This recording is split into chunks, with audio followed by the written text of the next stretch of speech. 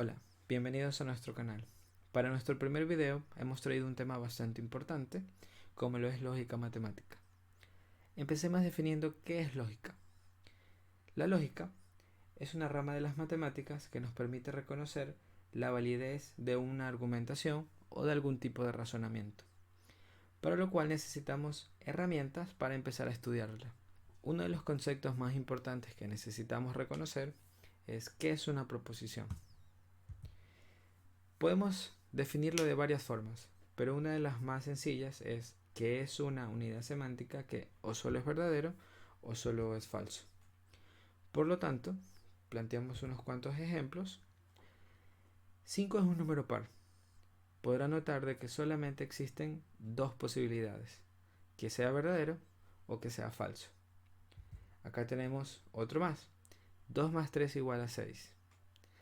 Eso es una proposición falsa. Juan aprueba el curso de nivelación. Emilia fue presidenta del curso. Ecuador ganó el Mundial de Fútbol. Note de que estas ideas solamente presentan dos opciones, verdaderas o falsas. No existe una tercera opción. Por lo tanto, en los momentos que tengamos oraciones que no podamos catalogarlas como verdadero o como falso, o que presenten algún tipo de imprecisión o que carezcan de sentido, denominaremos no proposiciones. Tenemos un par de ejemplos. Algún tipo de petición no es una proposición. Una pregunta, exclamaciones o, como les mencionaba, algún tipo de oraciones que no tenga sentido. En la última parte tenemos una ecuación. Estas no son proposiciones porque van a depender de los valores que tenga x. Eso es importante recordarlo y tenerlo pendiente. Otro de los conceptos importantes es ¿qué es el valor de verdad? Básicamente es una cualidad que describe adecuadamente una proposición, ya sea verdadero o falso. Por lo tanto, si yo les presento una proposición P, tendría solamente dos opciones: 0 para cuando sea falso y 1 para cuando sea verdadero. Cabe recalcar de que las proposiciones se las suele representar con letras minúsculas del alfabeto. En el caso que yo tenga más de una proposición, por ejemplo P y Q, podríamos nosotros armar tablas de verdad, que es básicamente la representación de todas las combinaciones para poder obtener todos los valores de verdad. Por ejemplo, aquí tenemos el esquema para cuando tengamos tres proposiciones. Otra cosa bastante importante es qué es un operador lógico. Básicamente lo vamos a utilizar para unir proposiciones, 2, 3, las que sean necesarias, y uno de los primeros que vamos a estudiar es la negación, que se va a representar con este símbolo que tenemos acá, así que debemos tener mucho cuidado al momento de interpretarlo.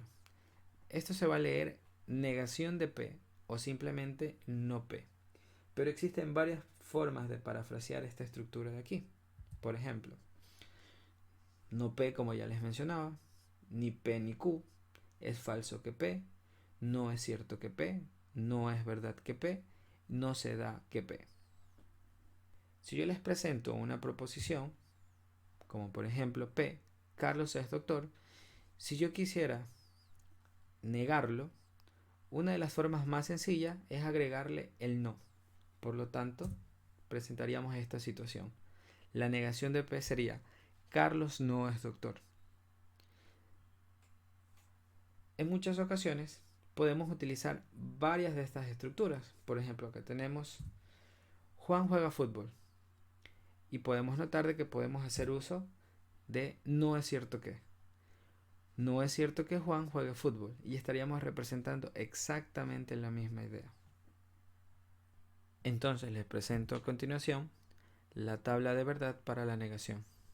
Tome en cuenta que si P es falso, su negación sería verdadero, y si P es verdadero, su negación sería falso. Otro de los operadores que son importantes de estudiar es la conjunción. Esto se va a representar de esta forma: P y Q, P conjunción con Q. Existen varias estructuras, por ejemplo, estas son las que les voy a detallar.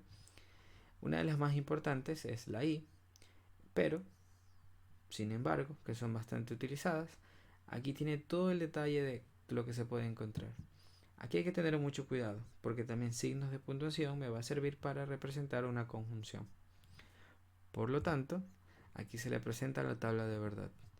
Tome en cuenta esta tabla de verdad, porque aquí tenemos todas las posibles combinaciones que se presentan, y esto va a tener un valor característico. Tome en cuenta de que cuando las proposiciones sean verdaderas, el resultado de la conjunción también tiene que ser verdadera. Por lo tanto, si es que yo en la tabla encuentro un valor que ya es falso, directamente la conjunción toma valores falsos. Tenemos un ejemplo bastante sencillo. Juan juega fútbol y toma clases de música. Lo primero que debemos hacer es encontrar cuáles son las proposiciones que intervienen en esta situación. Por lo tanto, la primera, Juan juega fútbol, lo representamos con la variable P. Por otro lado, toma clases de música, sería la proposición Q, y tome en cuenta que se está utilizando el término I para representar esta conjunción. Entonces sería P y Q. Por otro lado, otro de los operadores que son importantes, tenemos la disyunción, que se lo va a representar de esta forma, P o Q, o con esta simbología que tenemos acá.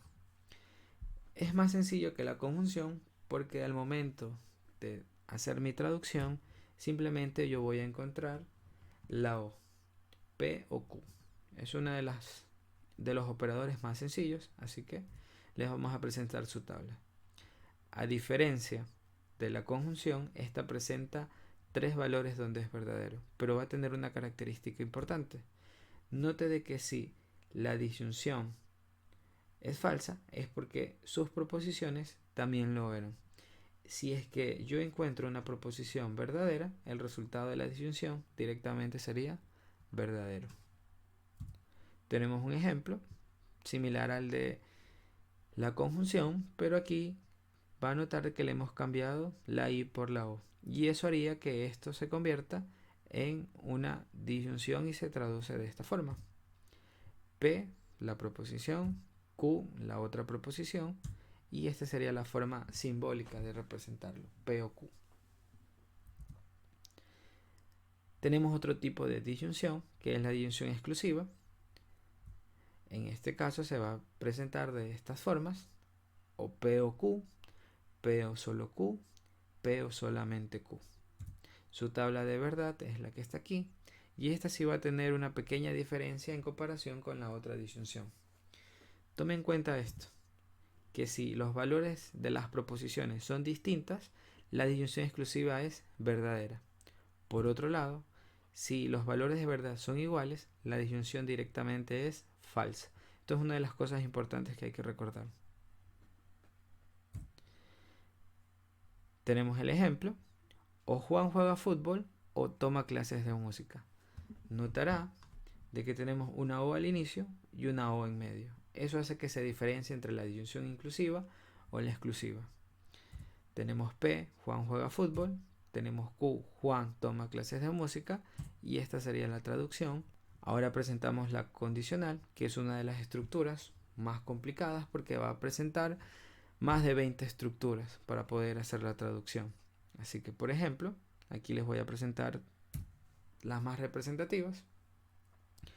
Por ejemplo, si P, entonces Q, es la que casi siempre se nos presenta en los problemas, pero existen varias formas que es necesario que nosotros las aprendamos para no tener problemas. Las más populares, aquí las tiene detalladas. Tome en cuenta que aquí sí va a ser importante el orden de las proposiciones.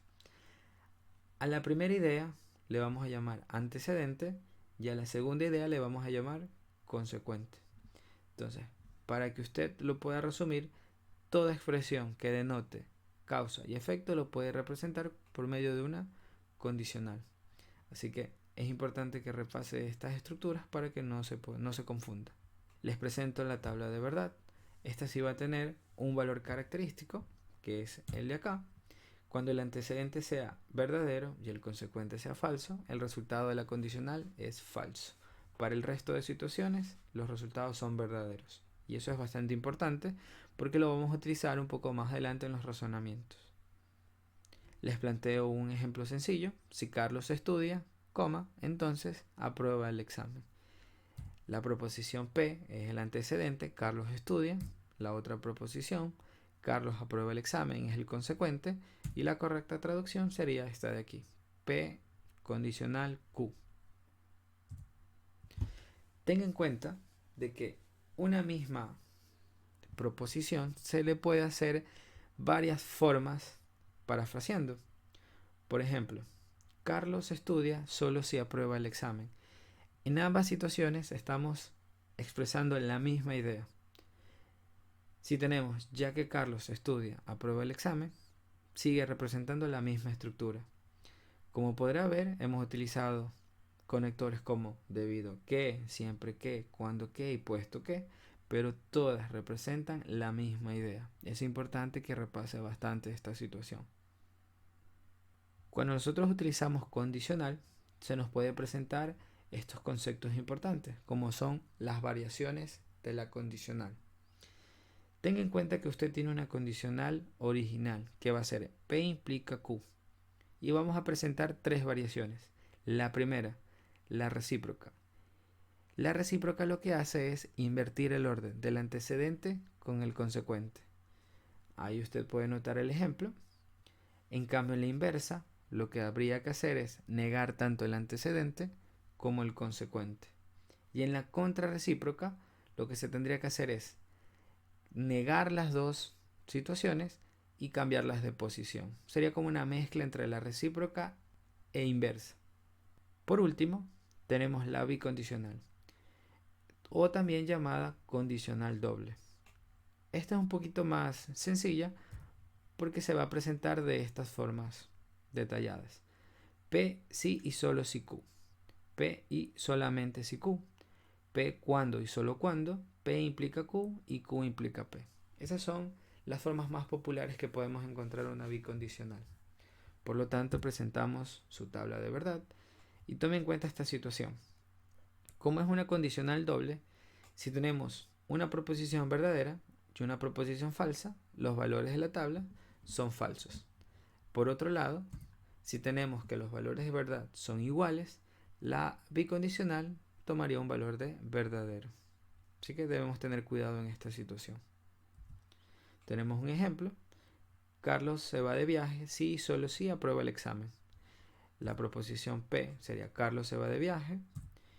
Q, Carlos aprueba el examen. Y la traducción de esta bicondicional. Para terminar, vamos a comparar estos dos operadores. Por ejemplo, por un lado tiene la tabla de la bicondicional y tiene la tabla de la disyunción exclusiva. Tome en cuenta de que si comparamos estos valores de verdad, son valores contrarios en cada una de las posiciones. Entonces podemos sacar una conclusión bastante importante. Que la negación de la bicondicional es la disyunción exclusiva. Y la negación de la disyunción exclusiva es una bicondicional. Con esto llegamos al final del video. Tome en cuenta de que estos son conceptos básicos para empezar a trabajar los problemas de lógica. En el siguiente video detallaremos algunos ejercicios para que podamos practicar. Si le sirvió el video, dale like, coméntelo y suscríbase.